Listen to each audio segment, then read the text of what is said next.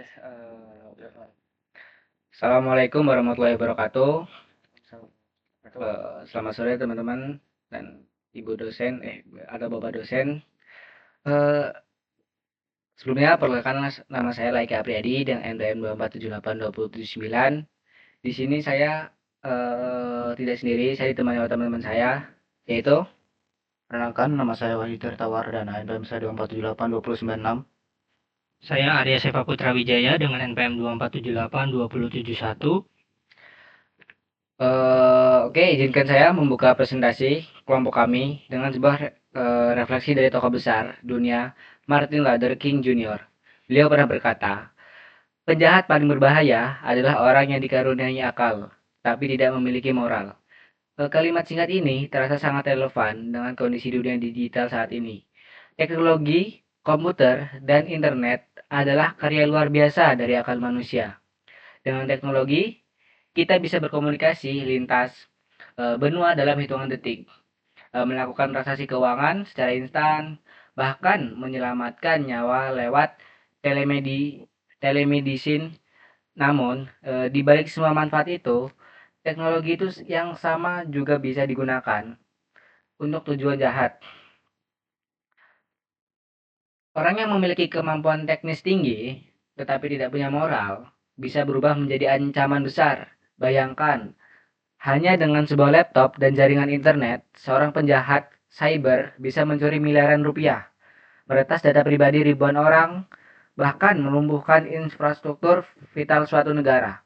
Jadi benar kata Martin Luther King, penjahat paling berbahaya bukanlah yang membawa senjata di jalanan, melainkan mereka yang membawa niat jahat di dunia maya.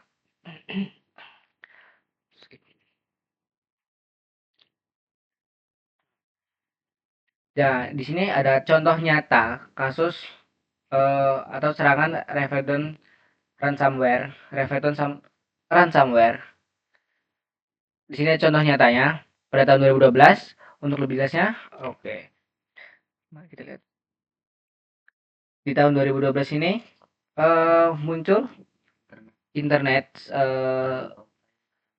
Crime Complaint Center, sebuah kerjasama antara FBI dan National White Collar Crime Center menerima banyak laporan tentang jenis kejahatan di dunia maya baru.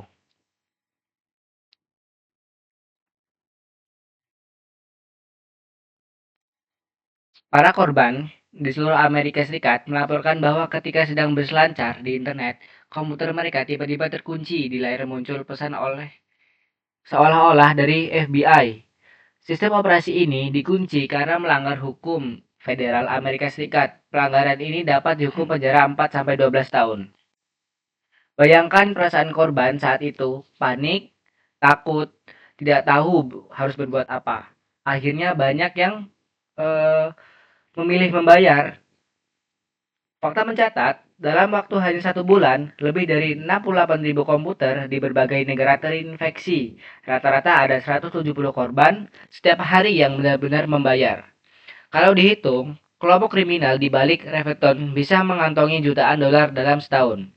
Kasus ini menunjukkan bahwa cybercrime memadukan dua hal, teknologi dan psikologi. Malware digunakan untuk mengunci komputer, sedangkan rasa takut korban digunakan untuk memeras uang korban.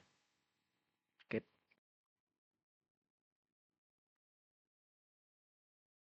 Belum nih, belum. Tidak hanya kasus dari siapa? Dari Revecton ransomware, kasus lain dari WannaCry di Indonesia 2017. Cybercrime juga pernah melanda Indonesia dengan kasus WannaCry di tahun 2017. Ransomware ini menyebar ke lebih dari 150 negara di Indonesia. Korban terbesar adalah rumah sakit, termasuk RS Darmais dan RS Harapan Kita. Sistem rekam medis lumpuh. Dokter tidak bisa mengakses data pasien. Layanan kesehatan terganggu, bahkan operasi sempat tertunda. Ini adalah contoh nyata bahwa serangan cyber tidak hanya membuat komputer lemot atau file hilang, tapi bisa berdampak pada nyawa manusia. Bisa bayangkan Jika satu rumah sakit saja lumpuh, bagaimana kalau seluruh sistem kesehatan nasional diserang? Maka jelaslah bahwa cybercrime bukan sekedar masalah teknis, tetapi masalah serius yang menyangkut kepentingan publik.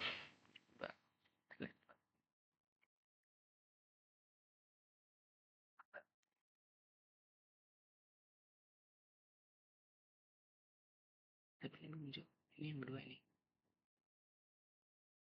Mengapa insiden semakin banyak? Mengapa insiden semakin banyak? Nah, jadi mengapa insiden semakin banyak? Pertanyaan besar selanjutnya adalah mengapa serangan cyber semakin banyak dan semakin berbahaya dari tahun ke tahun? Ada beberapa faktor utama yang perlu kita pahami. Yang pertama, kompleksitas sistem, jaringan dan infrastruktur yang rumit. Dulu, sistem komputer lebih sederhana. Sekarang, satu aplikasi saja bisa memiliki jutaan baris kode. Semakin kompleks sistem, semakin besar kemungkinan ada bug atau celah keamanan. Hacker cukup menemukan satu celah kecil untuk masuk, ibarat sebuah rumah dengan 1000 pintu. Cukup satu pintu tidak terkunci, pencuri bisa masuk. Yang kedua, ekosistem cloud atau penyimpanan data dan aplikasi di luar kontrol. Sekarang hampir data kita tersimpan di cloud, Google Drive, iCloud, Dropbox, dan layanan lainnya. Cloud memang praktis, tapi juga membuat data kita bergantung pada pihak ketiga. Kalau server cloud diretas, data jutaan pengguna bisa bocor sekaligus.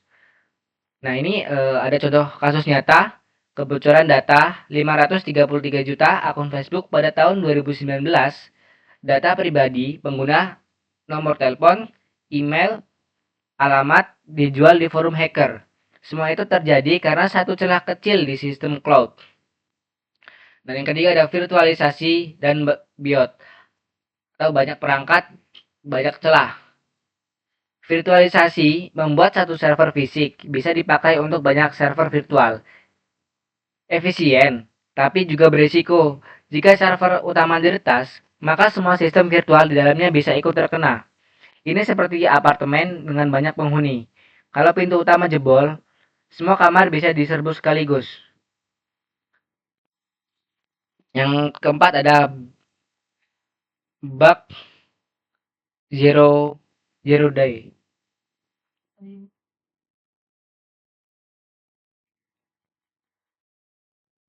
Cacat perangkat bug dan zero day atau cacat perangkat lunak yang belum diketahui. Zero day ini adalah serangan paling berbahaya. Zero day attack terjadi ketika hacker menemukan bug yang belum diketahui vendor. Tidak ada patch, tidak ada antivirus yang bisa mendeteksi. Celah ini sering dijual di pasar gelap. Harga sebuah zero day exploit untuk iPhone, misalnya, bisa mencapai jutaan dolar. Jadi semakin canggih teknologi kita, semakin rumit pula resiko yang kita hadapi. Cybercrime meningkat bukan hanya karena pelaku makin pintar, tapi juga karena sistem kita sendiri penuh celah.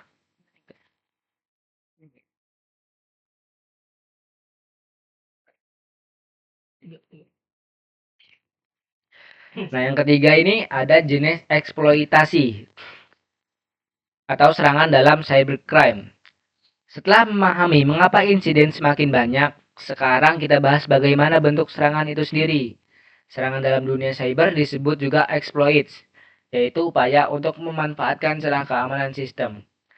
Ada banyak eksploitasi, dan saya akan menjelaskan satu persatu dengan contoh nyata. Yang pertama ada virus. Virus komputer adalah program berbahaya. Ada 3. Yang pertama ada virus, worm, dan trojan. Yang pertama virus. Virus komputer adalah program berbahaya yang menempel pada file atau program lain. Ia hanya aktif ketika file tersebut dijalankan. Virus bisa melakukan berbagai hal, merusak data, menghapus file, memperlambat sistem, bahkan merusak perangkat keras. Contoh nyata adalah I love you virus tahun 2000.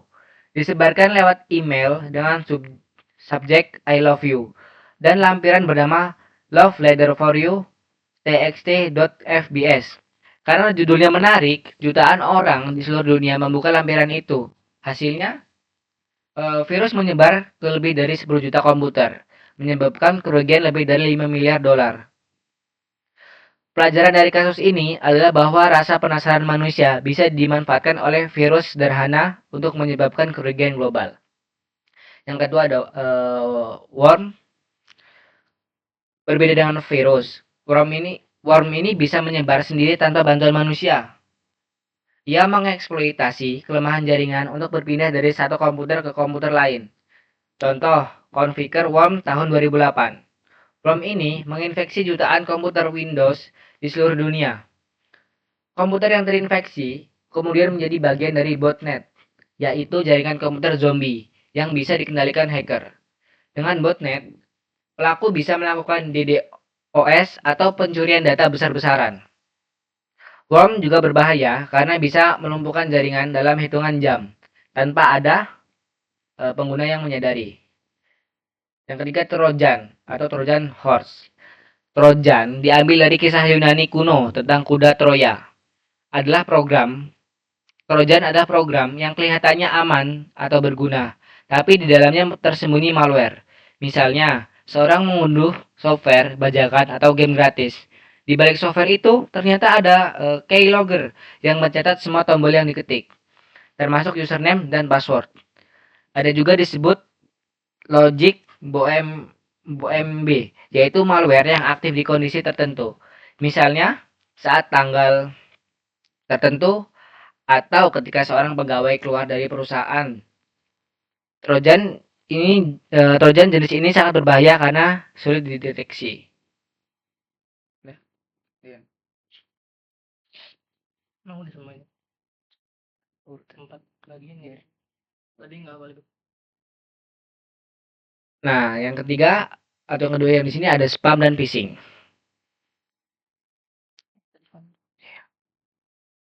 Spam atau penipuan untuk mencuri data.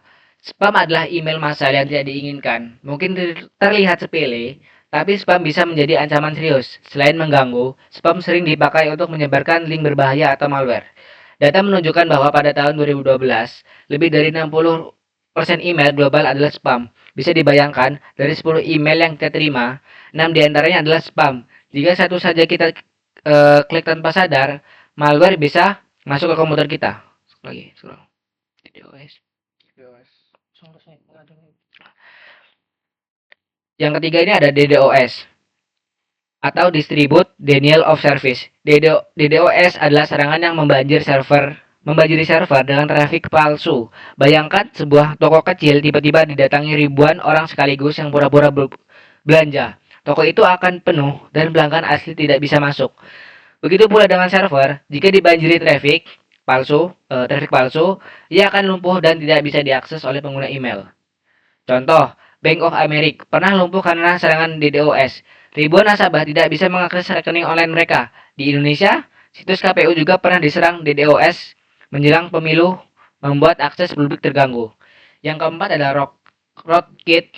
Rootkit adalah malware yang memberi akses tersembunyi ke hacker. Rootkit biasanya masuk ke sistem operasi paling dalam, sehingga sulit dideteksi antivirus. Hacker yang berhasil menanam Rootkit bisa mengendalikan komputer korban tanpa disadari.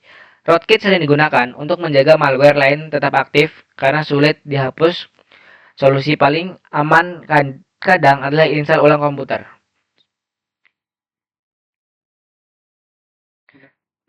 Belum ini terakhir. Jenis pelaku cybercrime. Salah satu jenis serangannya, pertanyaan berikut adalah siapa yang melakukan semua ini? Mari kita lihat pelaku cybercrime. Yang pertama, ada hacker. Kata hacker sebenarnya awalnya netral. Hacker adalah orang yang mempelajari sistem komputer dan mencari cara kreatif dan mengaksesnya. Ada 3 jenis hacker. Yang pertama itu ada white hat hacker, hacker baik, yang membantu memperbaiki sistem. Mereka bekerja sebagai peneliti keamanan. Yang kedua ada black hat hacker. Hacker jahat yang meretas untuk keuntungan pribadi. Yang ketiga ada grey hat hacker.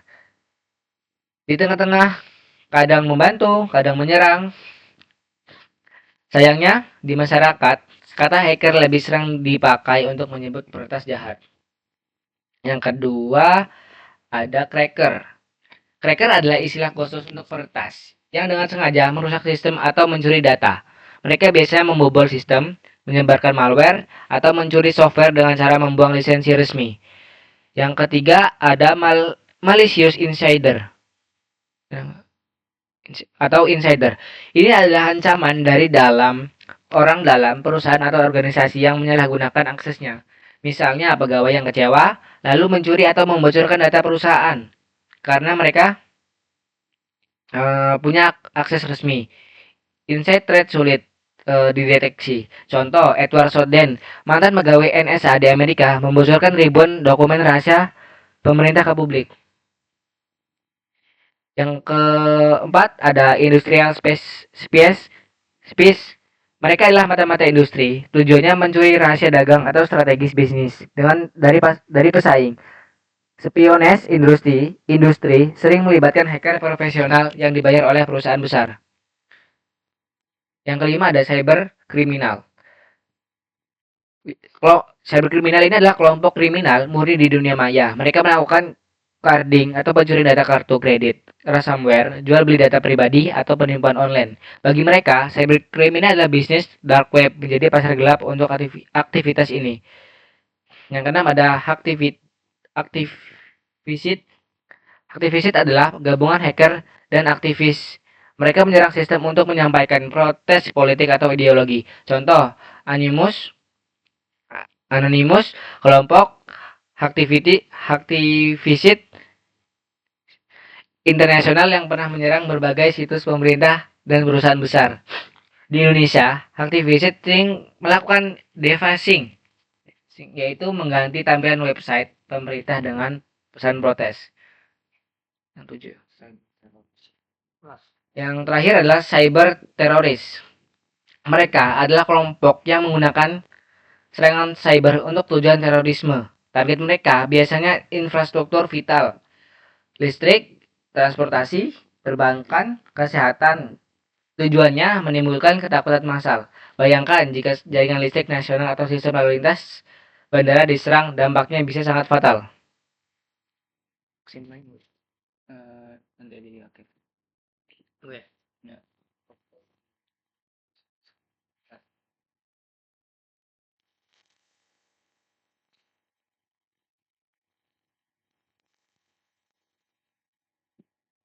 Baik, selanjutnya ada hukum dan aturan. Di sini ada dua hukumnya, hukum federal AS itu Amerika Serikat, yang berarti HIPAA untuk data kesehatan, GLBA untuk data keuangan, dan COPPA untuk data anak-anak. Cybercrime tidak hanya menjadi masalah teknologi, tetapi juga masalah hukum. Karena itulah banyak negara membuat undang-undang khusus untuk menanganinya. Mari kita lihat contoh dari Amerika Serikat dan Indonesia. Nah, seperti yang saya sebutkan tadi, ada di HIPAA. Yang pertama, ini beda.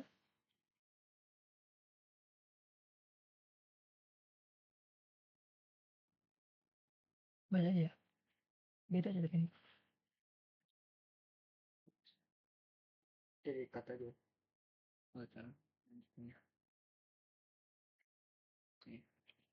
Aturan Indonesia ya. Baca ini. Pertama, Computer Fraud and Abuse ACT CFAA 1986. Undang-undang ini adalah salah satu hukum pertama yang secara spesifik mengatur tentang kejahatan komputer. CFAA melarang akses ilegal ke komputer, pencurian data, dan penyebaran malware. CFAA sering digunakan untuk menuntut hacker black hat.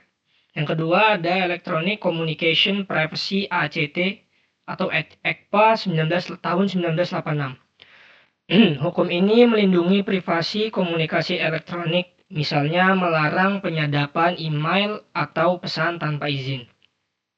Selanjutnya ada Patriot ACT tahun 2001, dibuat setelah tragedi tahun 11, memberi pemerintah wewenang lebih luas untuk memantau komunikasi digital demi mencegah terorisme. Namun juga menuai kritik karena dianggap bisa melanggar hak privasi warga. Yang terakhir ada Digital Millennium Copyright ACT atau DMCA pada tahun 1998.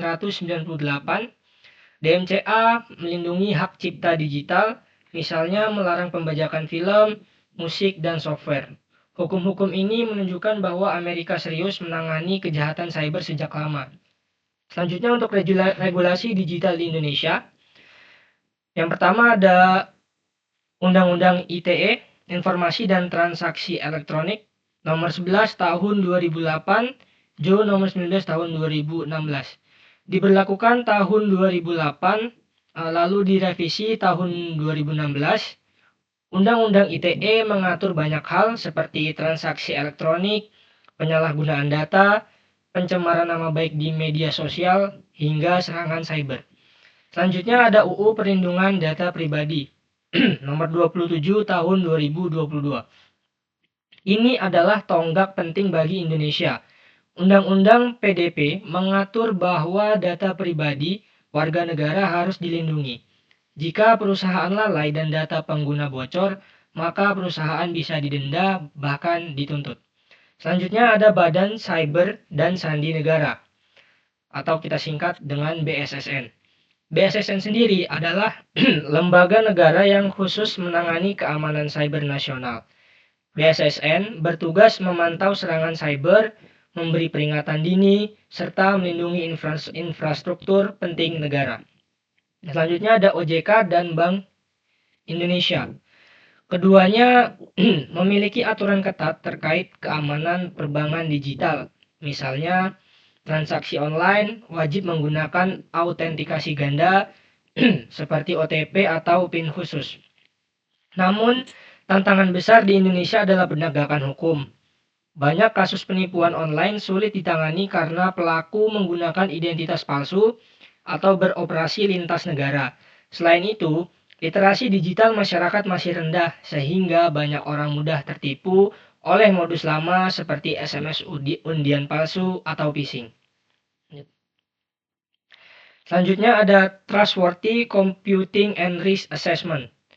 Trustworthy Computing adalah pendekatan strategis dalam pengembangan dan pengelolaan sistem teknologi informasi yang menekankan pada 4 pilar utama seperti security, privacy, reliability, dan business reliability. Nah, untuk security sendiri itu adalah sistem harus aman dari serangan. Contohnya Windows sekarang punya update otomatis untuk menutup celah keamanan. Nah, untuk privacy itu adalah data pribadi pengguna harus dilindungi. Misalnya, adanya pengaturan izin aplikasi di smartphone. Untuk reliability, itu sistem harus stabil dan tidak mudah crash. Jika sistem sering gagal, risiko keamanan juga lebih besar. Lalu yang terakhir, ada business integrity atau reliability.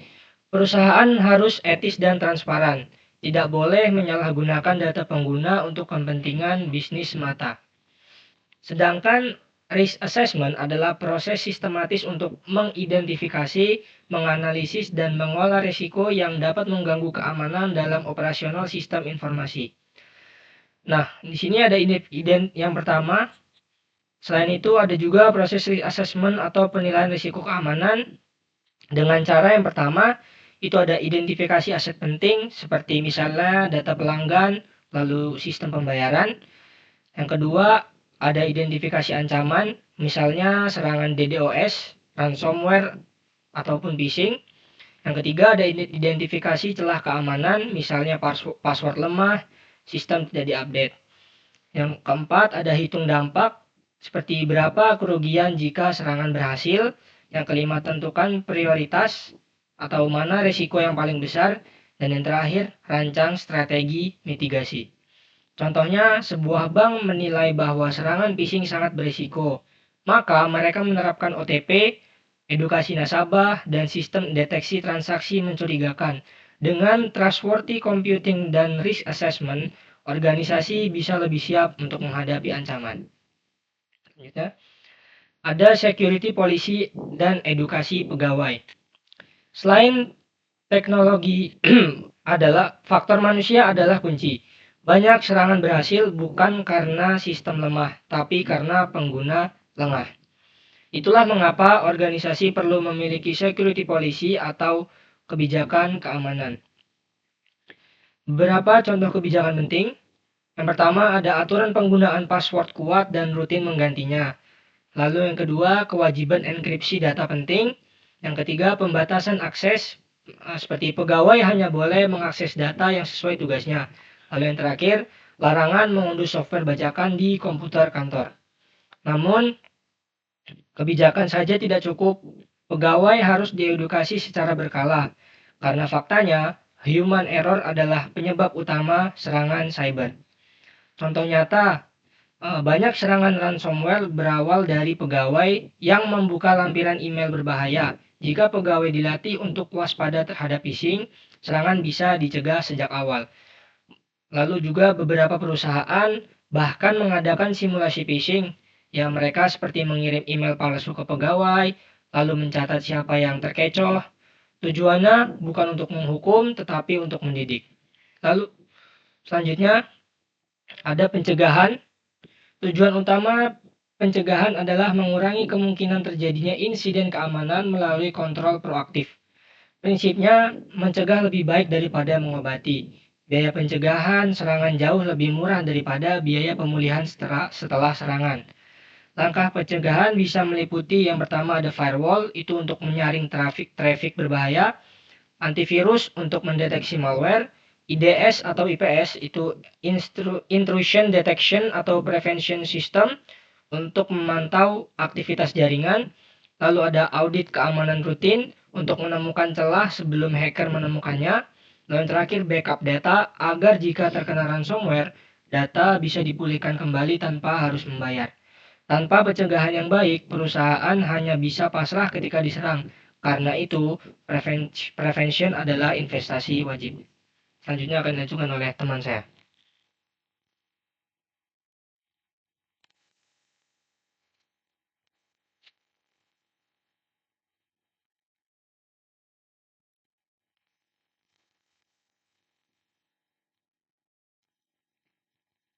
Oke, baik. Jadi kita udah masuk ke bagian detection atau deteksi.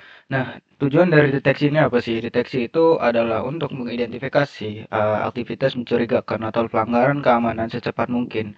Nah, ini bisa sebagai contoh ya, ketika seorang atau sebuah perusahaan itu terkena sebuah serangan dan seorang cyber security yang ada di dalam perusahaan tersebut harus bisa mengidentifikasi atau mendeteksi keamanan pelanggaran-pelanggaran keamanan apa saja yang mungkin uh, bisa dilalui gitu ya, atau gerakan apa yang mencurigakan di dalam sebuah perusahaan tersebut sehingga itu bisa dijadikan sebagai sebuah deteksi ya. Nah, terus kita masuk ke bagian respon ya.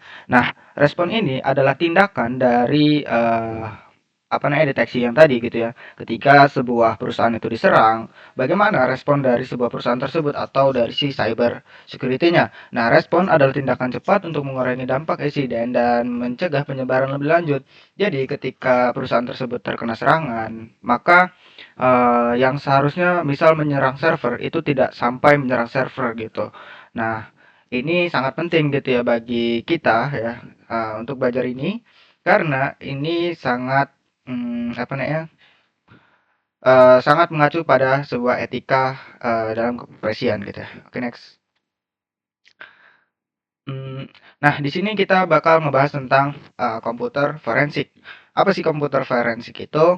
Nah, tujuan utamanya dari komputer forensik ialah mengungkap kejahatan digital seperti pencurian data, peretasan, penipuan online, dan penyebaran malware. Nah, mendukung proses hukum, terus menyelidiki bukti digital yang sah dan dapat diterima di pengadilan. Lalu ada pemulihan data, mengembalikan data yang hilang atau rusak akibat serangan atau kesalahan sistem. Lalu ada yang terakhir yaitu audit dan kepatuhan, memastikan sistem sesuai dengan regulasi seperti UU PDP, UU ITE, dan standar internasional ya. Nah, kita bakal ngebahas dulu mengenai mengungkap kejahatan digital ya, seperti pencurian data dan peretasan. Nah, ini itu masuk ke dalam detection gitu ya. Jadi kita itu mencari gitu ya, atau mencari celah gitu ya, siapa sih sebenarnya yang mencuri data ini, terus melakukan peretasan dan juga penipuan online dan melakukan penyebaran malware gitu ya. Dan itu semua bisa kita telusuri gitu jejak-jejaknya. Nah, lalu ada mendukung proses hukum gitu ya. Ini mengacu pada ketika seorang itu menyerang atau si cyber yang jahat gitu ya, atau menyerang sebuah perusahaan, itu kan meninggalkan jejak. Nah, jejak itu yang bakal kita kumpulkan untuk menjadi bukti di peradilan gitu, supaya bisa dihukum seberat-beratnya atas apa yang telah dia lakukan. Nah, pemilihan data ini mengacu pada recovery data-data yang rusak akibat serangan, misal sebuah file gitu ya yang sangat penting perusahaan, misal kontrak ataupun apa yang tadinya hilang, itu mungkin bisa dilakukan perbaikan dari filenya. Dan yang terakhir itu adalah audit dan kepatuhan, memastikan sistem sesuai dengan regulasi yang ada di dalam undang-undang dan juga UU ITE gitu. Oke, lanjut. Nah, ini kembali dulu. Nah, jadi ini ada beberapa ya konteks studi kasus yang pernah ada di Indonesia ya. Seperti ada WannaCry gitu ya. Ya, ini serangan ransomware global melanda Indonesia gitu. Nah, ransomware ini jadi file-file atau folder-folder yang penting di dalam sebuah perusahaan itu semuanya terkunci dan kita itu harus membayar untuk bisa membuka folder tersebut. Lalu kebocoran data EKTP mengguncang kepercayaan publik. Nah, sebenarnya ini sempat disinggung dalam kemarin gitu ya, dalam diskusi dalam penjelasan materi tentang data EKTP. Ini karena apa ya? Kan KTP itu memuat data-data penting seperti nama, NIK, dan dan lainnya gitu. Nah, itu kan merupakan data-data penting yang bahkan kalau misal kita mau daftar bank aja itu pasti menggunakan yang namanya KTP. Nah, dari situ kalau misalnya data ini bisa bocor gitu ya dan di tangan orang yang salah, apakah itu bakal masyarakat percaya kepada pemerintah atas penitipan EKTP mereka gitu kan. Karena kemarin itu kita bicara tentang ada ya kalau nggak salah regulator apa ya. Nah, itu yang mewadahi gitu ya tentang data-data yang disimpan gitu. Kalau misalnya kemarin dijelaskan, misal saya ingin pergi ke luar negeri dan saya itu menyetorkan KTP saya ke pembuat paspor. Nah, itu mereka harus bertanggung jawab atas data yang telah mereka simpan supaya tidak terjadi kebocoran gitu ya. Sehingga kepercayaan publik itu sangat harus dijaga gitu ya, terutama di bidang cyber ya. Terus ada juga phishing bank dengan modus penipuan yang terus berulang. Nah, ini banyak nih orang-orang dulu itu ya sering dapat yang namanya telepon kayak selamat Anda mendapatkan uang sekian gitu ya kan. Nah, ini menarik ya kan. Mereka cuman perlu mengetikkan angka misal dari 1 sampai 9 yang ada di telepon gitu ya.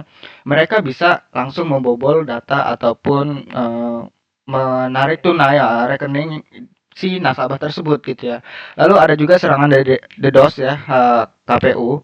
Nah, ini mengganggu proses demokrasi. Pada saat itu kita itu lagi sedang pemilihan presiden kalau nggak salah. Dan server ini kan memuat data juga kan. Nah, data-data tersebut dialiri paket-paket yang nggak tahu nih paket-paket siapa gitu kan. Secara terus-menerus, secara berangsur-angsur sehingga sistem di dalam server tersebut terlalu berat gitu ya di dalamnya untuk meload sebanyak itu data gitu. Sehingga akhirnya server itu down dan mati gitu. Next. Nah, di sini kita bakal ngebahas ringkasan materi ya. Nah, di sini keamanan cyber itu adalah tanggung jawab kolektif yang memahami ancaman, mematuhi hukuman, dan terus belajar sangatlah penting gitu ya. Inti dari PPT ini ya, kita itu harus sadar gitu mengenai serangan-serangan yang ada di dalam dunia maya gitu ya, atau cyber. Nah, seperti ransomware, phishing, zero day, terus trustworthy computing, dan juga forensic komputer ya. Dan ini kita itu harus benar-benar paham karena kita itu sekarang lagi di era yang namanya digital. Artinya kita itu seluruh manusia atau yang ada di bumi gitu ya pasti berurusan dengan dunia maya gitu ya. Ya kita bisa apa namanya ngobrol lah, pasti dari 10 orang 9 orang itu pasti main media sosial, nggak mungkin nggak gitu ya untuk di era sekarang gitu ya. Dan di sini kami memiliki 3 pertanyaan ya untuk diskusi kami. Dan apakah membayar tebusan ransomware adalah solusi atau justru memperburuk gitu ya. Nah, saya memiliki pendapat gitu ya. Ketika sebuah penjahat itu ya, penjahat itu nggak bisa kita percaya 2 kali gitu ya. Kenapa?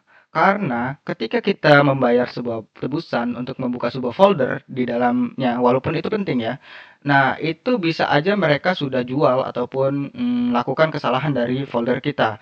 Nah, solusinya apa gitu ya, eee solusi yang mungkin bisa saya sampaikan kepada si pemegang folder-folder penting di dalam sebuah perusahaan adalah selalu membackup data-data penting di dalam sebuah perusahaan tersebut secara berangsur-angsur. Kenapa? Karena kita nggak tahu ya serangan itu datang bisa kapan saja dan di mana saja gitu ya. Dan itu bisa sangat apa namanya? eh, bisa sangat merugikan pihak perusahaan gitu, Kak. Terus apakah, BOD, lebih bermanfaat atau lebih berbahaya? Nah, di satu sisi BOD itu, memberikan sebuah fleksibilitas bagi pegawai, dan mengurangi biaya perusahaan. Tapi juga di sisi lain BOD itu menjadi pintu masuk malware gitu ya dari ke jaringan kantor. Dan itu, menurut kami gitu ya, mungkin lebih baik kita itu membayar mahal gitu ya, daripada kita itu, membuka pintu malware ke dalam jaringan kita gitu. Kenapa? Karena ketika data kita itu udah diobrak-abrik, udah diacak-acak, itu bakal ribet banget untuk ngelola data itu kembali. Dan yang ketiga itu ada jika data pelanggan bocor, apakah perusahaan wajib memberitahu? Nah, menurut saya juga ya, menurut saya itu tergantung dari seberapa besar gitu ya, eee, data itu bocor gitu ya. Kan nggak mungkin kalau misalnya data apa namanya bocor itu kita nggak beritahu kepada pelanggan gitu. Nah, tapi permasalahannya ketika kita memberitahu itu bakal menurunkan integritas dari sebuah perusahaan yang menyimpan data mereka gitu kan, atau kepercayaan publik terhadap perusahaan tersebut gitu ya. Nah, jadi kalau menurut saya lebih baik eh, memberitahu mungkin ya, memberitahu sebagai etika kita di dalam sebuah profesi kita, yaitu di dalam perusahaan tersebut. Misal CEO, ya walaupun itu bakal ngebuat perusahaan mereka itu menjadi dikurang percaya, tapi mereka jujur terhadap apa serangan yang telah dihadapi dan bagaimana mereka menyikapi atas serangan tersebut. Nah, seharusnya perusahaan itu harus bisa memberitahu dan juga menenangkan bagi para nasabah ataupun si pemilik data ya, agar mereka itu bisa lebih tenang dan mereka akan mengusahakan data mereka itu balik dengan utuh gitu ya. Nah, mungkin segitu aja gitu ya video presentasi kami ya. Kurang lebihnya kami mohon maaf dan saya akhiri. Assalamualaikum warahmatullahi wabarakatuh.